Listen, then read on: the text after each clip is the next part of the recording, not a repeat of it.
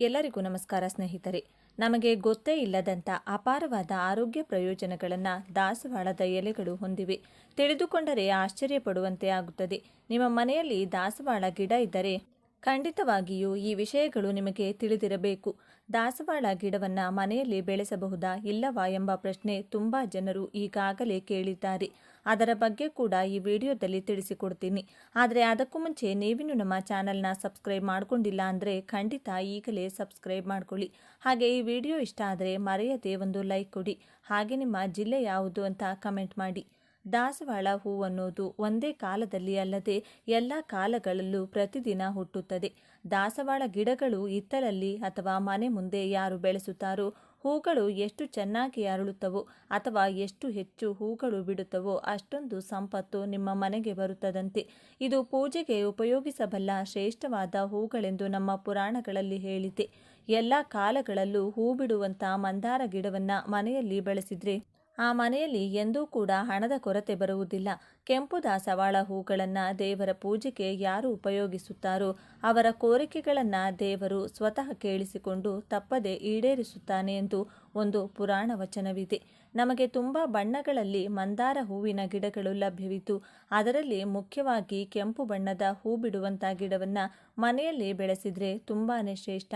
ನೀವು ಮನೆಯಿಂದ ಹೊರಗೆ ಹೋಗುವಾಗ ಆ ಗಿಡವನ್ನು ನೋಡಿ ಹೋದರೆ ಎಲ್ಲವೂ ಶುಭವಾಗುತ್ತದೆ. ಗಿಡವೆಲ್ಲ ಹೂ ತುಂಬಿಕೊಂಡಿರುವುದು ನೋಡಿದರೆ ಮನಸ್ಸಿಗೆ ತುಂಬಾ ಸಂತೋಷವಾಗುತ್ತದೆ. ಮಾನಸಿಕವಾಗಿ ಯಾವುದಾದರೂ ದೋಷಗಳಿದ್ರೆ ಅದನ್ನು ಕೂಡ ಮಂದಾರ ಗಿಡ ಹೋಗಲಾಡಿಸುತ್ತದೆ.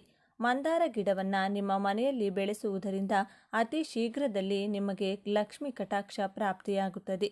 ಇನ್ನು ಮನೆಯಲ್ಲಿ ಈ ಗಿಡವನ್ನು ಬೆಳೆಸುತ್ತಿರುವವರು ಅಥವಾ ಬೆಳೆಸಬೇಕು ಅಂದುಕೊಂಡವರು ನಿಮ್ಮ ಮನೆಯ ಸಿಂಹದ್ವಾರದ ಬಲಭಾಗ ಬೆಳೆಸಿದರೆ ತುಂಬ ಒಳ್ಳೆಯದು.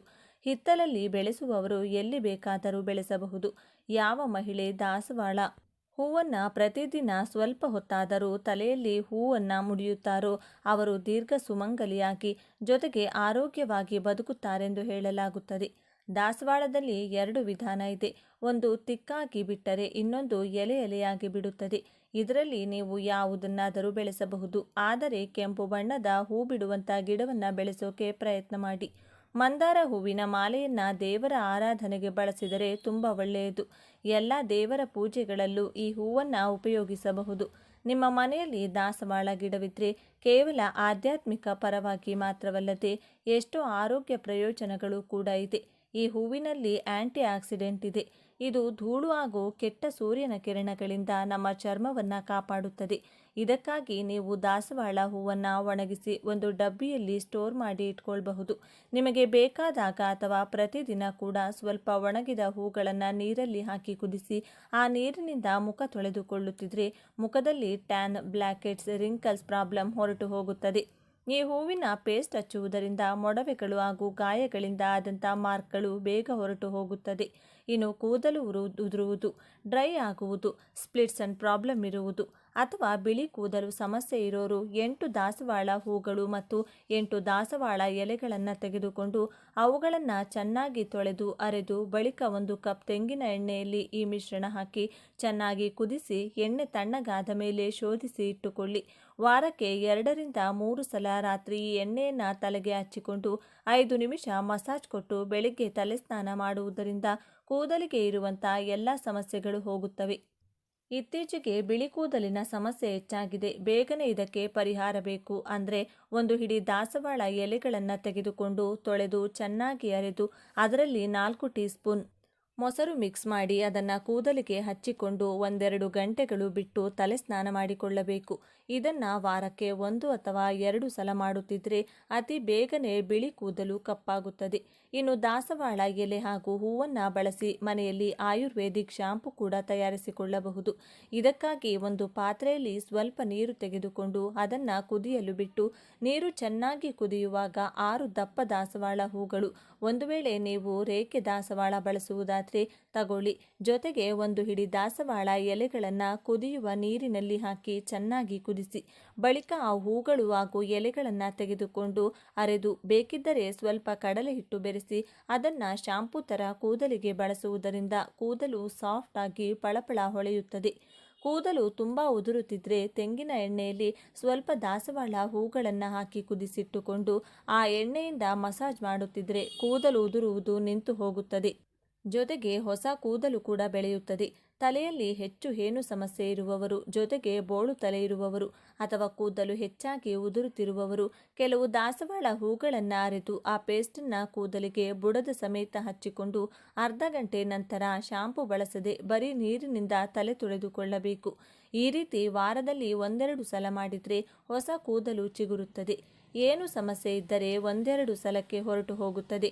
ಇನ್ನು ಈ ಹೂಗಳಿಂದ ತಯಾರಿಸಿದಂಥ ಕಷಾಯ ಅಥವಾ ಟೀ ಕುಡಿದರೆ ಹಾರ್ಟ್ ಪ್ರಾಬ್ಲಮ್ ಹಾಗೂ ಯೂರಿನ್ ಇನ್ಫೆಕ್ಷನ್ ಹೋಗುತ್ತದೆ. ಇದರಲ್ಲಿ ಆ್ಯಂಟಿ ಆಕ್ಸಿಡೆಂಟ್ ಇರುವುದರಿಂದ ಇದು ನಮ್ಮ ದೇಹದಲ್ಲಿರುವಂಥ ಕಣಜಗಳನ್ನು ಕಾಪಾಡುತ್ತದೆ. ದಾಸವಾಳ ಹೂಗಳಿಂದ ಟೀ ತಯಾರಿಸಿ ಅದನ್ನು ಆಗಾಗ ಕುಡಿಯುವುದರಿಂದ ಹೈ BP ಕಡಿಮೆಯಾಗುತ್ತದೆ.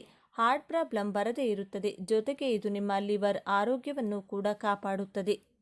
ಒಂದು ವೇಳೆ ಬ್ಲಡ್ ಮೋಷನ್ಸ್ ಆಗುತ್ತಿದ್ದರೆ ಸ್ವಲ್ಪ ದಾಸವಾಳ ಹೂಗಳನ್ನು ತುಪ್ಪದಲ್ಲಿ ಕರಿದು ತಿಂದರೆ ಬ್ಲಡ್ ಮೋಷನ್ಸ್ ನಿಂತು ಹೋಗುತ್ತದೆ.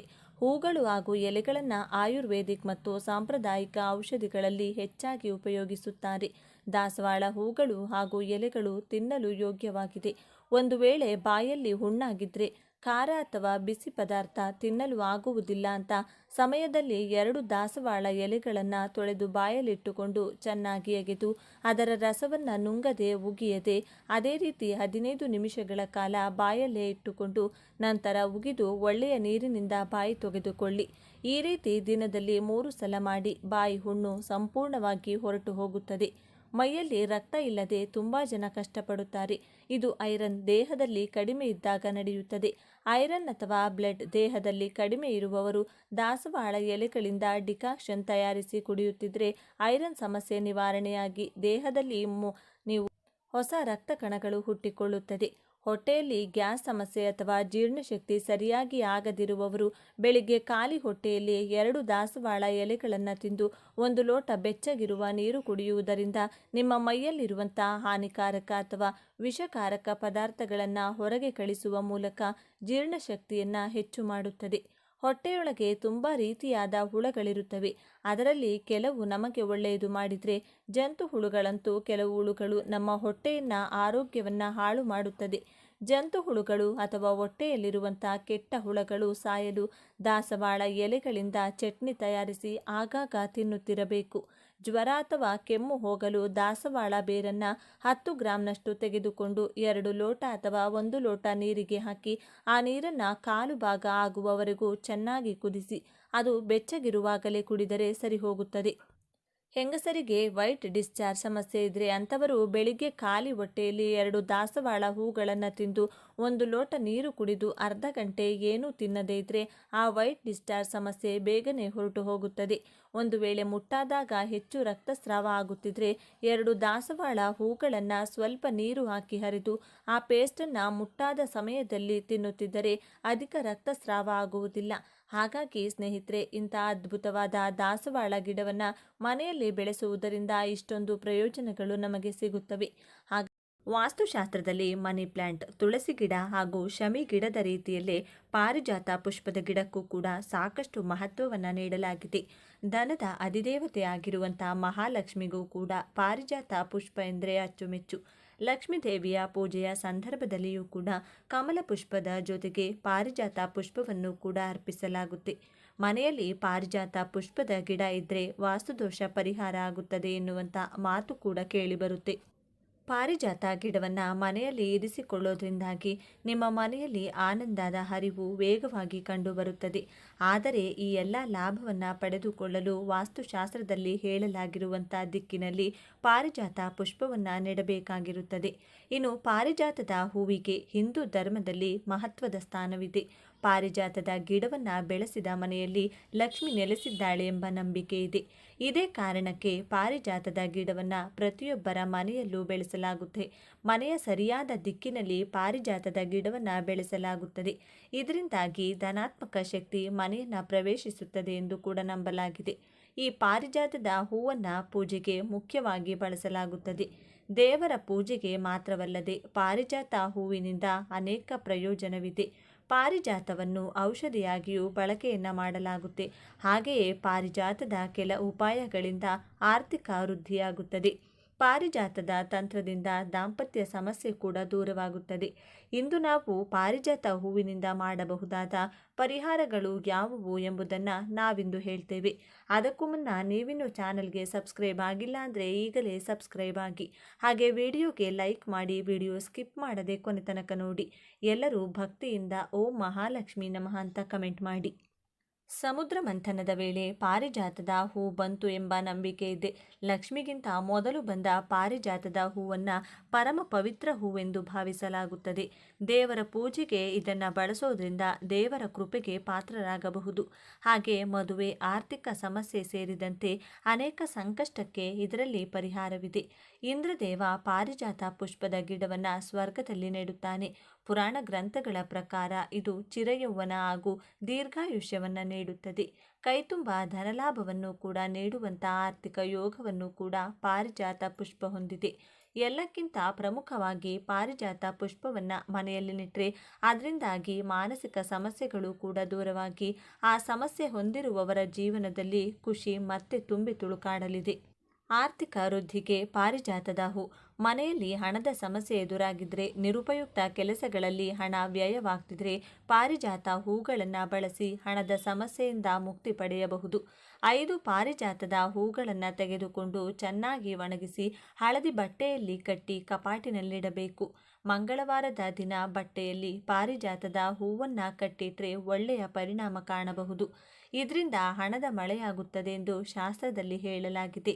ಬೇಗ ಮದುವೆ ಆಗಬೇಕಂದ್ರೆ ಹೀಗೆ ಮಾಡಿ. ಈಗಿನ ದಿನಗಳಲ್ಲಿ ಮದುವೆಯಾಗುವುದು ಸುಲಭವಲ್ಲ.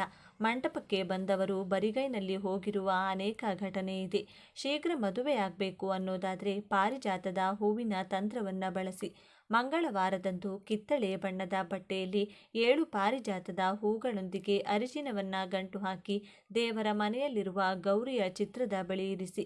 ಹೊರಗಿನಿಂದ ಬರುವವರಿಗೆ ಕಾಣಿಸದಂಥ ಜಾಗದಲ್ಲಿ ಈ ಗಂಟನ್ನು ಇಡಿ. ಈ ಪರಿಹಾರದ ಜೊತೆಗೆ ನೀವು ತಾಯಿ ಗೌರಿಯನ್ನು ನಿಯಮಿತವಾಗಿ ಪೂಜಿಸಬೇಕು. ಈ ತಂತ್ರದಿಂದ ಶೀಘ್ರದಲ್ಲೇ ಮದುವೆ ಸಮಸ್ಯೆ ಬಗೆಹರಿಯುತ್ತದೆ. ಆದಷ್ಟು ಬೇಗ ಕಂಕಣ ಭಾಗ್ಯ ಕೂಡಿ ಬರುತ್ತದೆ. ಸಾಲದಿಂದ ಮುಕ್ತಿ ಪಡೆಯಲು ಹೀಗೆ ಮಾಡಿ. ಮನೆಯಲ್ಲಿ ಅನಾವಶ್ಯಕವಾಗಿ ಹಣ ಹಾಳಾಗ್ತಿದ್ರೆ, ಸಾಲದ ಸುಳಿಯಲ್ಲಿ ಸಿಲುಕಿದ್ರೆ ಅದರಿಂದ ಮುಕ್ತಿ ಪಡೆಯಲು ನೀವು ಪಾರಿಜಾತದ ಗಿಡವನ್ನು ಬಳಸಬಹುದು. ಸಾಲದಿಂದ ನೆಮ್ಮದಿ ಪಡೆಯಲು ಪಾರಿಜಾತ ಗಿಡದ ಬೇರಿನ ಸಣ್ಣ ತುಂಡನ್ನು ತೆಗೆದುಕೊಂಡು ಅದನ್ನು ಮನೆಯಲ್ಲಿ ಹಣವಿರುವ ಜಾಗದಲ್ಲಿಡಿ. ಕಪಾಟಿನಲ್ಲಿ ಪಾರಿಜಾತದ ಬೇರಿನ ಸಣ್ಣ ತುಂಡನ್ನು ಇಡೋದ್ರಿಂದ ಸಾಲದಿಂದ ಮುಕ್ತಿ ಸಿಗುತ್ತದೆ. ಪಾರಿಜಾತದ ಬೇರನ್ನು ನೀವು ಪರ್ಸ್ನಲ್ಲಿ ಕೂಡ ಇಟ್ಕೊಳ್ಬಹುದು. ಹೀಗೆ ಮಾಡೋದ್ರಿಂದಲೂ ನೀವು ಸಾಲದ ಹೊರೆಯಿಂದ ಹೊರಗೆ ಬರಬಹುದು. ಒಳ್ಳೆಯ ಉದ್ಯೋಗಕ್ಕೆ ಪಾರಿಜಾತದ ತಂತ್ರ. ಉದ್ಯೋಗ ಹುಡುಕುತ್ತಿದ್ರೆ ಮತ್ತು ಕಷ್ಟಪಟ್ಟು ಕೆಲಸ ಮಾಡ್ತಿದ್ರೂ ಯಶಸ್ಸು ಸಿಗದಿದ್ರೆ ಮಂಗಳವಾರದಂದು ಕೆಂಪು ಬಟ್ಟೆಯಲ್ಲಿ ಪಾರಿಜಾತದ ಹೂಗಳನ್ನು ದೇವಸ್ಥಾನದಲ್ಲಿರುವ ಲಕ್ಷ್ಮೀ ದೇವಿಯ ಚಿತ್ರದ ಬಳಿ ಇಡಿ. ಇದರಿಂದ ಶೀಘ್ರವೇ ನಿಮಗೆ ಕೆಲಸ ಲಭಿಸುತ್ತದೆ. ಕೆಲಸದಲ್ಲಿ ಯಶಸ್ಸು ಸಿಗುತ್ತದೆ. ರೋಗಗಳಿಂದ ದೂರವಿರಲು ಪಾರಿಜಾತದ ಉಪಾಯ. ದೇವಾಲಯದ ಸುತ್ತಲೂ ಪಾರಿಜಾತದ ಗಿಡವನ್ನು ಬೆಳೆಸಿದರೆ ಮನೆಯಲ್ಲಿ ಸಕಾರಾತ್ಮಕ ಶಕ್ತಿ ನೆಲೆಸುವುದಿಲ್ಲ. ರೋಗದಿಂದ ದೇಹ ದೂರವಿರುವುದಿಲ್ಲ. ಮಂಗಳವಾರ ಹನುಮಂತನ ದೇವಸ್ಥಾನದ ಸುತ್ತಲೂ ಈ ಗಿಡವನ್ನು ನೆಡುವುದು ಹೆಚ್ಚು ಮಂಗಳಕರವೆಂದು ಪರಿಗಣಿಸಲಾಗಿದೆ. ಪಾರಿಜಾತ ಪುಷ್ಪದ ಗಿಡವನ್ನು ಮನೆಯ ಉತ್ತರ ಅಥವಾ ಪೂರ್ವ ದಿಕ್ಕಿನಲ್ಲಿ ನೆಡುವುದು ಶುಭ ಫಲವನ್ನು ತಂದುಕೊಡುತ್ತದೆ. ಇದರಿಂದಾಗಿ ಮನೆಯಲ್ಲಿರುವಂಥ ಪ್ರತಿಯೊಂದು ನೆಗೆಟಿವ್ ಎನರ್ಜಿಗಳು ದೂರ ಹೋಗುತ್ತವೆ. ಇದರಿಂದಾಗಿ ಇಷ್ಟು ದಿನಗಳಿಂದ ನೀವು ಅನುಭವಿಸುತ್ತಿರುವಂಥ ಸಮಸ್ಯೆಗಳಿಂದ ಹೊರಬರುವುದು ಮಾತ್ರವಲ್ಲದೆ ಮನೆಯ ಕುಟುಂಬದ ಸದಸ್ಯರ ಮುಖದಲ್ಲಿ ಹಾಗೂ ಮನಸ್ಸಿನಲ್ಲಿ ಸುಖ, ಶಾಂತಿ, ನೆಮ್ಮದಿ ಸದಾ ಕಾಲಕ್ಕೆ ನೆಲೆಸಲಿದೆ. ಲಕ್ಷ್ಮೀ ಮಾತೆಯ ಅನುಗ್ರಹ ಕೂಡ ಆಗಲಿದೆ. ಮನೆಯ ಪಶ್ಚಿಮ ದಿಕ್ಕಿನಲ್ಲಿ ಕೂಡ ನೀವು ಈ ಗಿಡವನ್ನು ನೆಡಬಹುದಾದಂಥ ಅವಕಾಶವನ್ನು ವಾಸ್ತುಶಾಸ್ತ್ರದ ಪ್ರಕಾರ ನೀಡಲಾಗಿದೆ. ಇದರಿಂದಲೂ ಕೂಡ ಮನೆಯ ಒಳ್ಳೆಯ ಫಲಗಳಿಗೆ ಇನ್ನಷ್ಟು ಹೆಚ್ಚಿನ ಪ್ರಚೋದನೆಯನ್ನು ನೀಡಿದಂತಾಗುತ್ತದೆ. ಇನ್ನು ಎಲ್ಲಕ್ಕಿಂತ ಪ್ರಮುಖವಾಗಿ ಮನೆಯ ದೇವಸ್ಥಾನದ ಬಳಿಯಲ್ಲಿ ಪಾರಿಜಾತ ಪುಷ್ಪವನ್ನು ಇಡುವುದು ಕೂಡ ಸಾಕಷ್ಟು ಲಾಭದಾಯಕ ವಿಚಾರ ಎಂಬುದಾಗಿ ವಾಸ್ತುಶಾಸ್ತ್ರ ಹೇಳುತ್ತದೆ. ನೆನಪಿರಲಿ, ಎಲ್ಲಕ್ಕಿಂತ ಪ್ರಮುಖವಾಗಿ ವಾಸ್ತುಶಾಸ್ತ್ರ ಹೇಳುವಂತೆ ಯಾವುದೇ ಕಾರಣಕ್ಕೂ ಪಾರಿಜಾತ ಪುಷ್ಪದ ಗಿಡವನ್ನು ದಕ್ಷಿಣ ದಿಕ್ಕಿಗೆ ನೆಡಬಾರದು ಅಥವಾ ಇಡಬಾರದು ಎಂಬುದಾಗಿ ಹೇಳಲಾಗುತ್ತದೆ. ಇದನ್ನು ಯಮನ ದಿಕ್ಕು ಎಂಬುದಾಗಿ ಹೇಳಲಾಗುತ್ತದೆ. ಹಾಗೂ ಇಲ್ಲಿ ಪಾರಿಜಾತ ಗಿಡವನ್ನು ನೆಡುವುದರಿಂದಾಗಿ ಮನೆಯಲ್ಲಿ ಒಳ್ಳೆಯದಕ್ಕಿಂತ ಹೆಚ್ಚಾಗಿ ಕೆಟ್ಟದ್ದೇ ನಡೆಯುತ್ತದೆ. ಹೀಗಾಗಿ ಈ ಅನಾಹುತಗಳನ್ನು ಆಗುವುದನ್ನು ತಪ್ಪಿಸುವುದಕ್ಕಾಗಿ ಯಾವುದೇ ಕಾರಣಕ್ಕೂ ದಕ್ಷಿಣ ಭಾಗದಲ್ಲಿ ಪಾರಿಜಾತ ಪುಷ್ಪವನ್ನು ನೆಡಬಾರದು ಅಥವಾ ಇಡಬಾರದು. ಒಟ್ಟಾರೆಯಾಗಿ ಪಾರಿಜಾತವನ್ನು ಸೂಕ್ತ ಜಾಗದಲ್ಲಿಟ್ಟು ಅಥವಾ ನೆಟ್ಟು ಬೆಳೆಸಿ ಮತ್ತು ಅದೃಷ್ಟವನ್ನು ನಿಮ್ಮ ಮನೆಯ ಪ್ರಾಂಗಣದಲ್ಲಿಯೇ ಇಟ್ಟುಕೊಳ್ಳಿ. ಇನ್ನು ಪಾರಿಜಾತ ಗಿಡದ ಕಾಂಡ, ಅದರ ಎಲೆಗಳ ಜೊತೆಗೆ ಹೂವು ಕೂಡ ಔಷಧೀಯ ಗುಣಗಳನ್ನು ಹೊಂದಿದೆ. ಪಾರಿಜಾತ ಹೂಗಳು ಕಣ್ಣುಗಳ ಸಮಸ್ಯೆ, ಜೀರ್ಣಕ್ರಿಯೆ ಸಮಸ್ಯೆಯನ್ನು ನಿವಾರಿಸುತ್ತದೆ. ಪಾರಿಜಾತದ ಎಲೆ ಕೆಮ್ಮಿನಿಂದ ಮುಕ್ತಿ ನೀಡುತ್ತದೆ. ಪಾರಿಜಾತದ ಗಿಡದ ಎಲೆಗಳು ಆಯುರ್ವೇದದಲ್ಲಿ ಮಹತ್ವದ ಸ್ಥಾನ ಪಡೆದಿದೆ. ಇದರ ಎಲೆಗಳು ಕೆಮ್ಮನ್ನು ಕಡಿಮೆ ಮಾಡುತ್ತದೆ. ಕುದಿಯುವ ನೀರಿಗೆ ಇದರ ಎಲೆಗಳನ್ನು ಹಾಕಿ ಕುಡಿಯುವುದು ಉತ್ತಮ. ಇನ್ನು ಪಾರಿಜಾತದ ಗಿಡದ ತೊಗಟೆಯನ್ನು ಪುಡಿ ಮಾಡಿ ನೀರಿನಲ್ಲಿ ಬೆರೆಸಿ ಕುಡಿಯೋದ್ರಿಂದಲೂ ಕೆಮ್ಮು ದೂರವಾಗುತ್ತದೆ. ಮೂಗಿನ ರಕ್ತಸ್ರಾವದ ಸಮಸ್ಯೆಗೆ ರಾಮಬಾಣ. ಕೆಲವರಿಗೆ ಮೂಗಿನಲ್ಲಿ ರಕ್ತಸ್ರಾವವಾಗುವ ಕಾಯಿಲೆ ಇರುತ್ತೆ. ಅಂಥವರು ಪಾರಿಜಾತವನ್ನು ಬಳಸಬಹುದು. ಈ ಸಸ್ಯದ ಎಲೆಯನ್ನು ಬಾಯಲ್ಲಿ ಇಟ್ಕೊಂಡು ಅಗೆಯಿರಿ. ಅದು ಮೂಗು, ಕಿವಿ, ಗಂಟಲು ಇತ್ಯಾದಿಗಳಿಂದ ಹೊರಬರುವ ರಕ್ತವನ್ನು ನಿಲ್ಲಿಸುತ್ತದೆ. ಹೊಟ್ಟೆಯ ಹುಳುಗಳನ್ನು ತೊಡೆದು ಹಾಕುತ್ತದೆ. ಮಕ್ಕಳಿಂದ ಹಿಡಿದು ವಯಸ್ಕರವರೆಗೆ ಎಲ್ಲರಲ್ಲಿಯೂ ಹೊಟ್ಟೆ ಹುಳು ಸಮಸ್ಯೆ ಇರುತ್ತದೆ. ಹೀಗಾಗಿ ಅಂಥವರು ಪಾರಿಜಾತದ ಎಲೆಗಳನ್ನು ತಂದು ಅದರ ರಸ ತೆಗೆದು ಸಕ್ಕರೆಯೊಂದಿಗೆ ಬೆರೆಸಿ ಸೇವಿಸೋದ್ರಿಂದ ಹೊಟ್ಟೆ ಹುಳು ದೂರವಾಗುತ್ತದೆ. ಪಾರಿಜಾತ ಹೊಟ್ಟೆ ಮತ್ತು ಕರುಳಿನಲ್ಲಿನ ಹಾನಿಕಾರಕ ಹುಳುಗಳನ್ನು ಕೊಲ್ಲುತ್ತದೆ. ಮೂತ್ರ ವಿಸರ್ಜನೆ ಸಮಸ್ಯೆಗೆ ಪರಿಹಾರ ನೀಡುತ್ತದೆ. ಕೆಲವು ಜನರಿಗೆ ಆಗಾಗ್ಗೆ ಮೂತ್ರ ವಿಸರ್ಜನೆ ಆಗುವ ಸಮಸ್ಯೆ ಇರುತ್ತೆ. ಅಂಥವರು ಪಾರಿಜಾತ ಗಿಡದ ಕಾಂಡ, ಎಲೆಗಳು, ಬೇರು ಮತ್ತು ಹೂವುಗಳಿಂದ ಕಷಾಯ ಮಾಡಿ ಕುಡಿಯುವುದು ಉತ್ತಮ. ಪಾರಿಜಾತದಿಂದ ತಯಾರಿಸಿದ ಕಷಾಯವನ್ನು 10ರಿಂದ 30 ಮಿಲಿ ಪ್ರಮಾಣದಲ್ಲಿ ಸೇವಿಸಿ. ಇದು ಮೂತ್ರ ವಿಸರ್ಜನೆಯ ಸಮಸ್ಯೆಗಳನ್ನು ತೊಡೆದು ಹಾಕುವಲ್ಲಿ ಪರಿಣಾಮಕಾರಿಯಾಗಿದೆ. ಗಾಯಗಳನ್ನು ಗುಣಪಡಿಸುತ್ತದೆ. ಔಷಧೀಯ ಗುಣಗಳಿಂದ ಕೂಡಿದ ಪಾರಿಜಾತ ಗಿಡವು ಶೀಘ್ರದಲ್ಲೇ ಗಾಯಗಳನ್ನು ಗುಣಪಡಿಸುತ್ತದೆ. ಪಾರಿಜಾತದ ಎಲೆಗಳಿಂದ ತಯಾರಿಸಿದ ಪೇಸ್ಟನ್ನು ಗಾಯದ ಮೇಲೆ ಹಚ್ಚೋದ್ರಿಂದ ಗಾಯ ಬೇಗ ವಾಸಿಯಾಗುತ್ತದೆ. ಸಕ್ಕರೆ ಕಾಯಿಲೆ ನಿವಾರಣೆಗೆ ಸಹಕಾರಿ. ಸಕ್ಕರೆ ಕಾಯಿಲೆ ನಿಯಂತ್ರಣದಲ್ಲಿರದ ಜನರು 10ರಿಂದ 30 ಮಿಲಿ ಪಾರಿಜಾತ ಎಲೆಗಳ ಕಷಾಯವನ್ನು ತಯಾರಿಸಿ ಸೇವಿಸುವುದು ಉತ್ತಮ.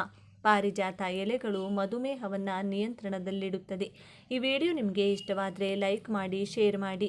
ಇಂಥ ಹೆಚ್ಚಿನ ಉತ್ತಮ ಮಾಹಿತಿಗಳಿಗಾಗಿ ತಪ್ಪದೆ ನಮ್ಮ ಚಾನಲ್ನ ಸಬ್ಸ್ಕ್ರೈಬ್ ಮಾಡ್ಕೊಳ್ಳಿ. ನಾಳೆ ಮತ್ತೊಂದು ವಿಡಿಯೋದೊಂದಿಗೆ ಪುನಃ ಭೇಟಿಯಾಗೋಣ. ಧನ್ಯವಾದಗಳು. ಈ ಭೂಮಿಯ ಮೇಲೆ ಅನೇಕ ಅದ್ಭುತ ಸಸ್ಯಗಳಿವೆ. ಅವುಗಳಲ್ಲಿ ಪ್ರತಿಯೊಂದು ಒಂದಲ್ಲ ಒಂದು ವಿಶೇಷತೆಯನ್ನು ಹೊಂದಿವೆ. ವಾಸ್ತವವಾಗಿ ಭೂಮಿಯ ಮೇಲೆ ನಿಷ್ಪ್ರಯೋಜಕ ಸಸ್ಯ ಎಂದು ಯಾವುದೂ ಇಲ್ಲ. ಯಾವುದಕ್ಕೆ ಯಾವುದು ಉಪಯೋಗವಾಗುತ್ತದೆ, ಎಷ್ಟು ಪ್ರಮಾಣದಲ್ಲಿ ಬಳಸಬೇಕು ಎಂದು ತಿಳಿಯದೆ ನಾವು ಅದನ್ನು ಕಳೆಗಿಡವೆಂದು ನೋಡುತ್ತೇವೆ. ಆದರೆ ಆ ಗಿಡವನ್ನು ಹೇಗೆ ಬಳಸಬೇಕೆಂದು ತಿಳಿದರೆ ಒಂದು ಸಾಮಾನ್ಯ ಗಿಡವು ನಮ್ಮ ಆರೋಗ್ಯಕ್ಕೆ ರಕ್ಷೆಯಾಗಿ ನಿಲ್ಲುವ ಶಕ್ತಿಶಾಲಿ ಔಷಧಿಯಾಗಿ ಬದಲಾಗುತ್ತದೆ. ಇಂದು ನಾವು ರಸ್ತೆಗಳ ಪಕ್ಕದಲ್ಲಿ, ಹೊಲಗಳ ಬೇಲಿಗಳ ಉದ್ದಕ್ಕೂ, ಪಾಳು ಬಿದ್ದ ಪ್ರದೇಶಗಳಲ್ಲಿ 100 ಸಂಖ್ಯೆಯಲ್ಲಿ ಹೇರಳವಾಗಿ ಕಂಡುಬರುವ ಒಂದು ವಿಶೇಷವಾದ ಗಿಡದ ಬಗ್ಗೆ ತಿಳಿದುಕೊಳ್ಳೋಣ. ಅದೇ ಬೇಲಿಯ ಹೂಗಳ ಗಿಡ. ಇದನ್ನು ವೈಜ್ಞಾನಿಕವಾಗಿ ಲಂಟಾನಾ ಕ್ಯಾಮರಾ ಎಂದು ಕರೆಯುತ್ತಾರೆ. ಲಂಟಾನಾದ ಮುಖ್ಯ ಲಕ್ಷಣಗಳು. ಲಂಟಾನ ಎಂಬುದು ಒಂದು ನಿತ್ಯ ಹರಿದ್ವರ್ಣ ಪೊದೆ ಸಸ್ಯ. ಇದು ಶೀತ ವಾತಾವರಣದಲ್ಲಿ ವಾರ್ಷಿಕ ಸಸ್ಯವಾಗಿ ವರ್ತಿಸಬಹುದು. ಅದರ ಹೂಗಳನ್ನು ಗೊಂಚಲುಗಳಲ್ಲಿ ಗುಂಪು ಮಾಡಲಾಗಿದೆ. ಸಾಮಾನ್ಯವಾಗಿ ಹಳದಿ, ಗುಲಾಬಿ, ಕಿತ್ತಳೆ ಮತ್ತು ನೇರಳೆ ಬಣ್ಣಗಳಂಥ ರೋಮಾಂಚಕ ಬಣ್ಣಗಳ ಮಿಶ್ರಣವನ್ನು ಪ್ರಸ್ತುತಪಡಿಸುತ್ತದೆ. ಪ್ರತಿಯೊಂದು ಹೂ ಕೊಳವೆಯ ಆಕಾರವಾಗಿದ್ದು ಪರಾಗಸ್ಪರ್ಶಗಳಿಗೆ ಆಕರ್ಷಕ ಆಯ್ಕೆಯಾಗಿದೆ. ಇದರ ಎಲೆಗಳು ವಿಶಿಷ್ಟ ಪರಿಮಳ ಮತ್ತು ಅದರ ಕಣ್ಣುಗಳು ಹಸಿರಾಗಿರುವ ಮಕ್ಕಳು ಮತ್ತು ಸಾಕು ಪ್ರಾಣಿಗಳಿಗೆ ವಿಷಕಾರಿಯಾಗಬಹುದು. ಆಯುರ್ವೇದ ಶಾಸ್ತ್ರವು ಈ ಗಿಡ ಪ್ರತಿಯೊಂದು ಭಾಗವು, ಅದರ ಎಲೆಗಳು, ಹೂಗಳು, ಕಾಂಡ, ಬೇರುಗಳು ಎಲ್ಲವೂ ಯಾವುದೋ ಒಂದು ಔಷಧೀಯ ಗುಣವನ್ನು ಹೊಂದಿರುತ್ತದೆ ಎಂದು ಹೇಳುತ್ತವೆ. ಇದು ಕೇವಲ ಒಂದು ಕಳೆಗಿಡವಲ್ಲ, ಇದು ಅನೇಕ ಅದ್ಭುತ ಪ್ರಯೋಜನಗಳನ್ನು ನೀಡುವ ಒಂದು ಬಹುಮುಖಿ ಗಿಡ. ಈ ಅದ್ಭುತ ಸಸ್ಯವನ್ನು ಪ್ರದೇಶಕ್ಕೆ ಅನುಗುಣವಾಗಿ ಅದರ ವಿಶಿಷ್ಟ ಗುಣಲಕ್ಷಣಗಳ ಆಧಾರದ ಮೇಲೆ ವಿವಿಧ ಹೆಸರುಗಳಿಂದ ಕರೆಯಲಾಗುತ್ತದೆ. ಸುಂದರವಾದ ವರ್ಣರಂಜಿತ ಹೂವಿನ ಗೊಂಚಲುಗಳಿಂದಾಗಿ ಇದಕ್ಕೆ ನವರತ್ನಗಳ ಹೂಗಳೆಂಬ ಹೆಸರು ಬಂದಿದೆ. ಈ ಎಲ್ಲ ಹೆಸರುಗಳು ಈ ಸಸ್ಯದ ವಿಭಿನ್ನ ಗುಣಲಕ್ಷಣಗಳನ್ನು ಮತ್ತು ಜನರೊಂದಿಗೆ ಅದರ ಪರಿಚಯವನ್ನು ಸೂಚಿಸುತ್ತವೆ. ಇದು ವಾಸ್ತವವಾಗಿ ಇದು ಒಂದು ಪೊದೆ ಜಾತಿಯ ಸಸ್ಯ. ಇದು ನೆಲದಿಂದ ಅನೇಕ ಶಾಖೆಗಳಾಗಿ ಹರಡಿ ದಟ್ಟವಾಗಿ ಬೆಳೆಯುತ್ತದೆ. ಈ ಸಸ್ಯಗಳು ಹೊಲಗಳ ಸುತ್ತ ಬೇಲಿಯಂತೆ ಇದ್ದರೆ ಆ ಬೇಲಿಗಳಿಗೆ ಕೀಟಗಳ ಕಾಟ ಇರುವುದಿಲ್ಲ ಎಂದು ರೈತರು ಬಲವಾಗಿ ನಂಬುತ್ತಾರೆ. ಮತ್ತೆ ಈ ಸಸ್ಯದಿಂದ ಏನು ಮಾಡಿದರೆ ಲೆಕ್ಕವಿಲ್ಲದಷ್ಟು ಹಣ ಬರುತ್ತದೆ ಎಂಬುದನ್ನು ಈಗ ನಾವು ಈ ವಿಡಿಯೋದಲ್ಲಿ ವಿವರವಾಗಿ ತಿಳಿದುಕೊಳ್ಳೋಣ. ಅದಕ್ಕೂ ಮುಂಚೆ ನೀವಿನ್ನು ಚಾನಲ್ಗೆ ಸಬ್ಸ್ಕ್ರೈಬ್ ಆಗಿಲ್ಲ ಅಂದರೆ ಈಗಲೇ ಸಬ್ಸ್ಕ್ರೈಬ್ ಆಗಿ, ಹಾಗೆ ವಿಡಿಯೋಗೆ ಲೈಕ್ ಮಾಡಿ, ವಿಡಿಯೋ ಸ್ಕಿಪ್ ಮಾಡದೆ ಕೊನೆ ತನಕ ನೋಡಿ. ಹಾಗೆ ನಿಮ್ಮ ಜಿಲ್ಲೆ ಯಾವುದು ಅಂತ ಕಮೆಂಟ್ ಮಾಡಿ.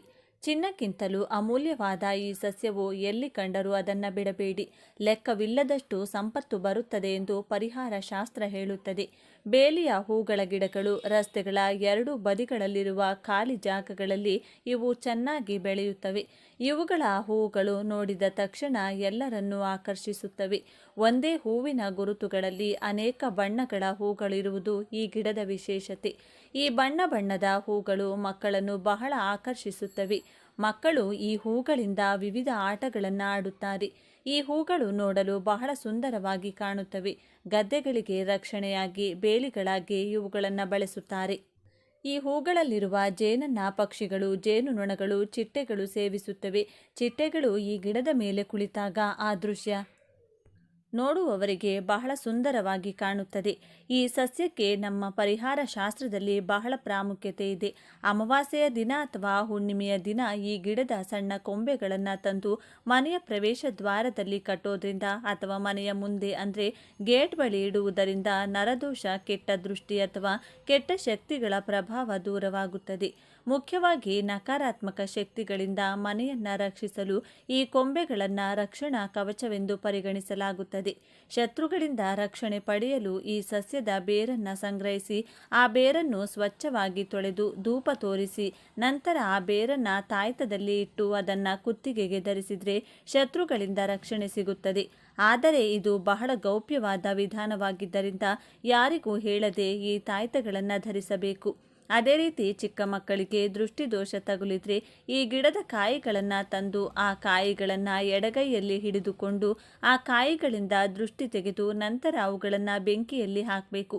ಹೀಗೆ ಮಾಡಿದರೆ ದೃಷ್ಟಿದೋಷ ಸುಲಭವಾಗಿ ನಿವಾರಣೆಯಾಗುತ್ತದೆ. ಇನ್ನು ಧನಲಾಭವಾಗಬೇಕೆಂದು ಬಯಸುವವರು ಈ ಗಿಡದ ಹಣ್ಣಾದ ಕಾಯಿಗಳಿರುತ್ತವೆ ಅಲ್ಲವೇ, ಆ ಕಾಯಿಗಳನ್ನು ತಂದು ಆ ಕಾಯಿಗಳನ್ನು ತರಿತರಿಯಾಗಿ ಜಜ್ಜಿ ನೀರಿನಲ್ಲಿ ಬೆರೆಸಿ ಆ ನೀರಿಗೆ ಚಿಟಿಕೆ ಅರಿಶಿನ ಬೆರೆಸಿ ನಂತರ ಅವುಗಳನ್ನು ನಿಮ್ಮ ಮನೆಯ ಸುತ್ತಲೂ ರಕ್ಷಣೆಯಾಗಿ ಸಿಂಪಡಿಸಬೇಕು. ಹೀಗೆ ಸಿಂಪಡಿಸಿದರೆ ನಿಮ್ಮ ಮನೆಯಲ್ಲಿನ ದಾರಿದ್ರ್ಯವೆಲ್ಲವೂ ತಕ್ಷಣವೇ ಹೊರಟು ಹೋಗುತ್ತದೆ. ಲಕ್ಷ್ಮೀದೇವಿ ನಿಮ್ಮ ಮನೆಯಲ್ಲಿ ನೆಲೆಸುತ್ತಾಳೆ. ಮನೆಯಲ್ಲಿ ಹಣ ಹೆಚ್ಚುತ್ತದೆ. ನಿಮ್ಮ ಮನೆಯ ಕಡೆಗೆ ಹಣ ಆಕರ್ಷಿತವಾಗುತ್ತದೆ. ಲೆಕ್ಕವಿಲ್ಲದಷ್ಟು ಸಂಪತ್ತು ಬಂದು ಸೇರುತ್ತದೆ. ಇವೆಲ್ಲವೂ ಶಾಸ್ತ್ರಗಳಲ್ಲಿ ಹೇಳಲಾದ ಪರಿಹಾರಗಳು. ಹೀಗೆ ಪರಿಹಾರಗಳ ದೃಷ್ಟಿಯಿಂದ ಮಾತ್ರವಲ್ಲ, ಆರೋಗ್ಯದ ದೃಷ್ಟಿಯಿಂದಲೂ ಈ ಬೇಲಿಯ ಹೂಗಳ ಗಿಡಕ್ಕೆ ಹೆಚ್ಚು ಪ್ರಾಮುಖ್ಯತೆ ಇದೆ. ಮುಖ್ಯವಾಗಿ ಬುಡಕಟ್ಟು ಜನರು ಈ ಗಿಡಗಳನ್ನು ಔಷಧಿಯಾಗಿ ಹೆಚ್ಚಾಗಿ ಬಳಸುತ್ತಾರೆ. ಈ ಎಲೆಗಳು ನಮ್ಮ ಮನೆಯಲ್ಲಿ ಸೊಳ್ಳೆಗಳನ್ನು ಓಡಿಸುವ ಗುಣವನ್ನು ಸಹ ಹೊಂದಿವೆ. ಈ ಒಣಗಿದ ಎಲೆಗಳನ್ನು ನಾವು ಧೂಪದಂತೆ ಸುಟ್ಟರೆ ಆ ಹೊಗೆಗೆ ಸೊಳ್ಳೆಗಳು ಮನೆಯಿಂದ ಹೊರಗೆ ಓಡಿ ಹೋಗುತ್ತವೆ. ಇದಕ್ಕಾಗಿ ನೀವು ಒಣಗಿದ ಎಲೆಗಳನ್ನು ಸಂಗ್ರಹಿಸಬೇಕು ಅಥವಾ ಹಸಿ ಎಲೆಗಳನ್ನು ಚೆನ್ನಾಗಿ ಒಣಗಿಸಬೇಕು. ಎಲೆಗಳು ಸಂಪೂರ್ಣವಾಗಿ ಒಣಗಿದ ನಂತರ ಒಂದು ಹಿಡಿ ಎಲೆಗಳನ್ನು ಮಣ್ಣಿನ ಮಡಿಕೆಯಲ್ಲಿ ಹಾಕಿ ಅದರ ಮೇಲೆ ಒಂದು ಕರ್ಪೂರದ ಬಿಲ್ಲೆಯನ್ನು ಇಟ್ಟು ಸುಡಬೇಕು. ಅದರಿಂದ ಹೊಗೆ ಬರುತ್ತದೆ. ಈ ಹೊಗೆ ಬರುತ್ತಿರುವ ಮಡಕೆಯನ್ನು ಮನೆಯ ಮಧ್ಯದಲ್ಲಿಟ್ಟು ಬಾಗಿಲುಗಳು, ಕಿಟಕಿಗಳನ್ನು ಎಲ್ಲವನ್ನ ಮುಚ್ಚಬೇಕು. 5 ನಿಮಿಷಗಳ ನಂತರ ಮುಖ್ಯ ದ್ವಾರವನ್ನು ತೆರೆದು ಇನ್ನೊಂದು 5 ನಿಮಿಷ ಹಾಗೆ ಇಡಬೇಕು. ಹೀಗೆ ಮಾಡೋದ್ರಿಂದ ಸಾಯದೆ ಉಳಿದ ಸೊಳ್ಳೆಗಳು ಮುಖ್ಯ ದ್ವಾರದ ಮೂಲಕ ಹೊರಗೆ ಹೋಗುತ್ತವೆ. ಇನ್ನು ಮುಖ್ಯ ದ್ವಾರವನ್ನು ಮುಚ್ಚಿ ಆರಾಮವಾಗಿ ನಿದ್ರಿಸಬಹುದು. ಇಂದಿಗೂ ಅನೇಕ ಗ್ರಾಮಗಳಲ್ಲಿ, ವಿಶೇಷವಾಗಿ ಗ್ರಾಮೀಣ ಪ್ರದೇಶಗಳಲ್ಲಿ ಈ ಎಲೆಗಳನ್ನು ಹೀಗೆ ಸೊಳ್ಳೆಗಳನ್ನು ಓಡಿಸಲು ಬಳಸುತ್ತಾರೆ. ಈ ಗಿಡದ ಎಲೆಗಳನ್ನು ಹಾವು ಕಡಿತಕ್ಕೆ ಪರಿಹಾರವಾಗಿ ಬುಡಕಟ್ಟು ಜನರು ಔಷಧಿಯಾಗಿ ಬಳಸುತ್ತಾರೆ. ಹಾವು ಕಚ್ಚಿದ ಜಾಗದಲ್ಲಿ ಈ ಎಲೆಗಳನ್ನು ಅರೆದು ರಸವನ್ನು ಹಚ್ಚಿದರೆ ವಿಷದ ಪರಿಣಾಮ ಕಡಿಮೆಯಾಗುತ್ತದೆ ಎಂಬುದು ಅವರ ನಂಬಿಕೆ. ಈ ಎಲೆಗಳನ್ನು ಬಿಸಿ ನೀರಿನಲ್ಲಿ ಹಾಕಿ ಆವಿಯನ್ನು ಸೇವಿಸುವುದರಿಂದ ಶ್ವಾಸಕೋಶ ಸಂಬಂಧಿ ಕಾಯಿಲೆಗಳಾದ ಶೀತ, ಕೆಮ್ಮು ಇತ್ಯಾದಿಗಳು ಗುಣವಾಗುತ್ತವೆ. ಕೀಲು ನೋವು ಅಥವಾ ಸಂಧಿವಾತ ಇದ್ದರೆ ಈ ಎಲೆಗಳಿಗೆ ಹರಳೆಣ್ಣೆ ಹೆಚ್ಚಿ ಸ್ವಲ್ಪ ಬಿಸಿ ಮಾಡಿ ಕೀಲುಗಳ ಮೇಲೆ ಕಟ್ಟಿದರೆ ನೋವು ಕಡಿಮೆಯಾಗುತ್ತದೆ. ಕೀಟಗಳು ಕಚ್ಚಿದ ಜಾಗದಲ್ಲಿಯೂ ಈ ಎಲೆಗಳನ್ನು ಅರೆದು ರಸವನ್ನು ಹಚ್ಚಿದರೆ ವಿಷದ ಪರಿಣಾಮ ಕಡಿಮೆಯಾಗುತ್ತದೆ. ಈ ಎಲೆಗಳ ರಸವನ್ನು ಸಣ್ಣ ಗಾಯಗಳು ಮತ್ತು ಹಣ್ಣುಗಳ ಮೇಲೆ ಹಚ್ಚಿದರೆ ಬೇಗನೆ ಗುಣವಾಗುತ್ತದೆ. ಇವುಗಳ ಒಣಗಿದ ಹೂಗಳನ್ನು ಕ್ಷಯರೋಗ ನಿರ್ಮೂಲನೆಗೆ ಔಷಧಿಯಾಗಿ ಬಳಸುತ್ತಾರೆ ಎಂದು ಕೆಲವು ಸಂಪ್ರದಾಯಗಳು ಹೇಳುತ್ತವೆ. ಇವುಗಳ ಎಲೆಗಳನ್ನು ಕೆಲವು ಪ್ರದೇಶಗಳಲ್ಲಿ ಚರ್ಮ ರೋಗಗಳಾದ ತುರಿಕೆ, ಹುಳುಕಡ್ಡಿ ಅಥವಾ ಸಣ್ಣ ಸಿಡುಬು ಮುಂತಾದವುಗಳಿಗೆ ಔಷಧಿಯಾಗಿ ಬಳಸುತ್ತಾರೆ. ಪ್ರಾಣಿಗಳು ಈ ಸಸ್ಯಗಳನ್ನು ಹೆಚ್ಚು ತಿನ್ನಬಾರದು. ಈ ಮರದ ಎಲೆಗಳನ್ನು ಪ್ರಾಣಿಗಳು ಅಂದರೆ ನಾವು ಸಾಕುವ ಎಮ್ಮೆಗಳು, ಮೇಕೆಗಳು, ಕುರಿಗಳು ಮುಂತಾದವು ತಿನ್ನದಂತೆ ಎಚ್ಚರಿಕೆ ವಹಿಸಬೇಕು. ಏಕೆಂದರೆ ಅವು ಸ್ವಲ್ಪ ತಿನ್ನುವುದಿಲ್ಲ, ಹೆಚ್ಚು ಪ್ರಮಾಣದಲ್ಲಿ ತಿನ್ನುತ್ತವೆ. ಹೀಗೆ ಹೆಚ್ಚು ಪ್ರಮಾಣದಲ್ಲಿ ತಿಂದರೆ ಈ ಸಸ್ಯವು ವಿಷವಾಗಿ ಅವುಗಳ ಸಾವಿಗೆ ಕಾರಣವಾಗಬಹುದು. ಆದ್ದರಿಂದ ಈ ಸಸ್ಯಗಳು ನಿಮ್ಮ ಸಾಕು ಪ್ರಾಣಿಗಳಿಗೆ ಸಿಗದಂತೆ ನೋಡಿಕೊಳ್ಳಿ. ಈ ಗಿಡದ ಬಗ್ಗೆ ಸಂಪೂರ್ಣವಾಗಿ ತಿಳಿದೇ ಇಲ್ಲಿಯವರೆಗೆ ಅನೇಕ ಜನರು ಇದನ್ನು ನಿಷ್ಪ್ರಯೋಜಕ ಮರವೆಂದು ಭಾವಿಸುತ್ತಿದ್ದಾರೆ. ಇದರ ಅನೇಕ ಉಪಯೋಗಗಳು ತಿಳಿಯದೆ ನಾವು ನಿರ್ಲಕ್ಷ್ಯ ಮಾಡುತ್ತಿದ್ದೇವೆ. ಗಿಡವನ್ನು ಕಿತ್ತು ಬಿಸಾಡದೆ ಇದನ್ನು ರಕ್ಷಿಸಿಕೊಂಡ್ರೆ ಅದು ನಮಗೆ ಮತ್ತು ನಮ್ಮ ಪರಿಸರಕ್ಕೆ ಬಹಳಷ್ಟು ಒಳ್ಳೆಯದನ್ನು ಮಾಡುತ್ತದೆ. ಆದ್ದರಿಂದ ನೀವು ಸಹ ಅನೇಕ ಉಪಯೋಗಗಳನ್ನು ಹೊಂದಿರುವ ಈ ಗಿಡಗಳೊಂದಿಗೆ ಈ ಸಲಹೆಗಳನ್ನು ಅನುಸರಿಸಿ ಉತ್ತಮ ಫಲಿತಾಂಶಗಳನ್ನು ಸಹ ಪಡೆಯಿರಿ. ಈ ವಿಡಿಯೋ ನಿಮಗೆ ಇಷ್ಟ ಆದರೆ ಲೈಕ್ ಮಾಡಿ, ಶೇರ್ ಮಾಡಿ. ಇಂತಹ ಹೆಚ್ಚಿನ ಉತ್ತಮ ಮಾಹಿತಿಗಳಿಗಾಗಿ ತಪ್ಪದೆ ನಮ್ಮ ಚಾನಲ್ನ ಸಬ್ಸ್ಕ್ರೈಬ್ ಮಾಡಿಕೊಳ್ಳಿ. ನಾಳೆ ಮತ್ತೊಂದು ವಿಡಿಯೋದೊಂದಿಗೆ ಪುನಃ ಭೇಟಿಯಾಗೋಣ. ಧನ್ಯವಾದಗಳು.